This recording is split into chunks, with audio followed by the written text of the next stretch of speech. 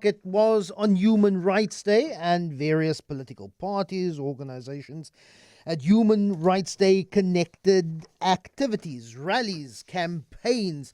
Julius Malema and the EFF, they had their Human Rights Day commemoration, and they ended it off by singing the song Dibulu Ibunu. This, of course, had Marco Rubio ready and tweeting. Marco Rubio tweeted, "Kill the Boer" is a chant that incites violence. South Africa's leaders and politicians must take action to prevent African and other disfavored minorities. Two courts in South Africa have already made adjudications when it comes to the song. It was first the Equality Court that ruled that Dibulu Ibunu is, within its historical and political context, not hate speech. Then AfriForum went to the Supreme Court of Appeal. The SCA dismissed the appeal on its merits. AfriForum says that it now wants to go to the Constitutional Court. So the song, based on its historical, political context, in its history, in its metaphors that it uses, may not, according to the courts, constitute hate speech. But that doesn't mean Julius Malema and others shouldn't sing it.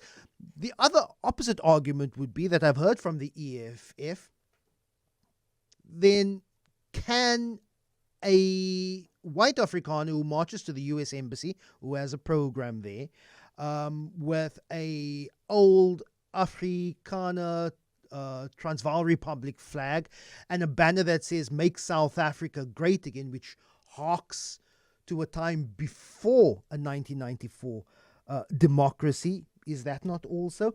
But Samkelo Mokhine is the executive director of the Freedom of Expression Institute. While not declared or deemed hate speech by our courts, Samkelo, we can't also legislate people being nice or polite or saying the nice thing. So what about, do you think, is this conversation around, yes, it's not hate speech, but it's probably not best, it's probably not polite, it's probably not nice or conducive or productive to sing that song? Is that a valid argument, Samkelo? Yeah, it isn't nice.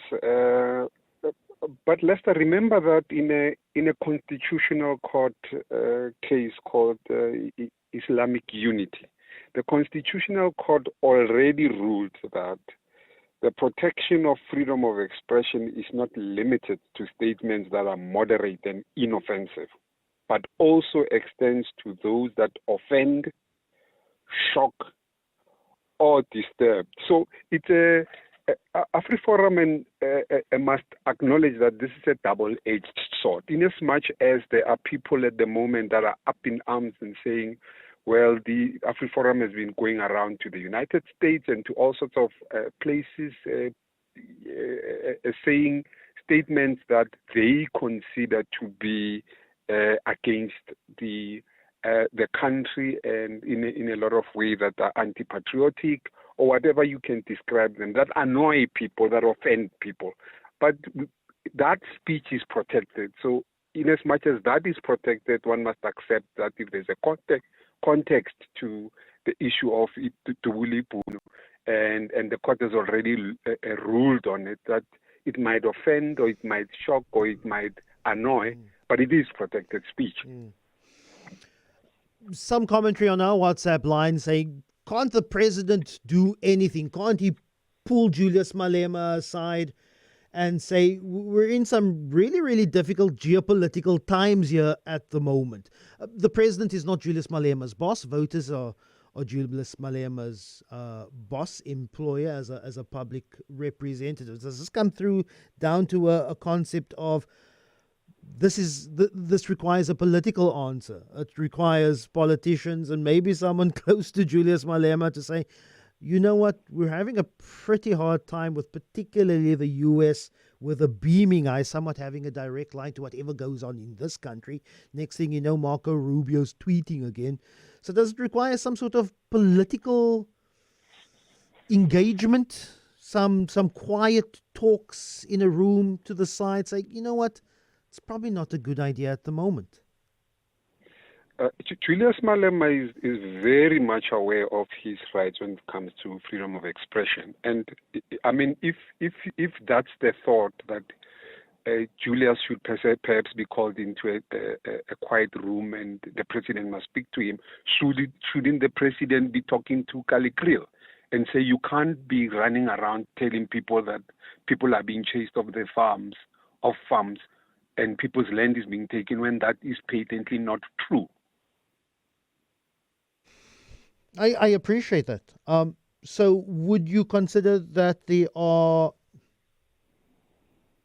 hurtful, not hateful, but hurtful?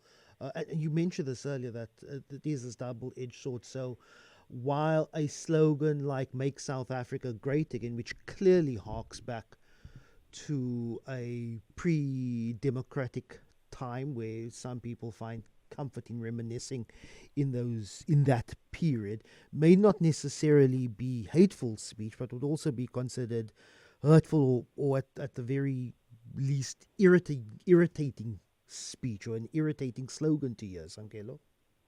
Yeah, the court has already ruled on it, but sometimes as an organization, we do differ a bit with what the courts have ruled, or have a differing opinion. I mean, for instance, the issue of anything that harks back to the apartheid days, this term harks back to apartheid days, but there is a context of how it has now landed and become part of our national anthem, and is being sung all over. But it is part of the stem that was implemented during apartheid. So there are, differences. Some people have chosen to only focus on the flag, but the stem is there. Everybody now sings the stem. And that's a very, very important point to raise in terms of the historical connection on how we associate a time and place. For example, when I was being raised as a little boy before 1994 in the Yellow Mellows, police were only known as the Boer.